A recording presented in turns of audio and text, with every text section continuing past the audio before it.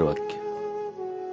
जर उपवास करून परमेश्वर आनंदी असते तर या जगातील रिकामे पोट असलेला भिकारी मनुष्य जगात सर्वात सुखी असता.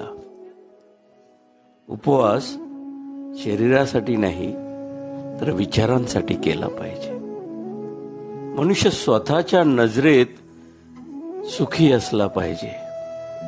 जग तर परमेश्वरापासून सुद्धा दुखी आहे.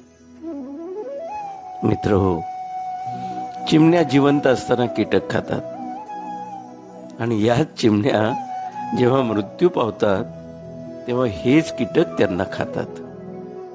म्हणून एका गोष्टीवर लक्ष ठेवलं पाहिजे की वेळ आणि परिस्थिती केव्हाही बदलू शकते. त्यामुळं कधीही कुणाचाही अपमान करू नका. कधीही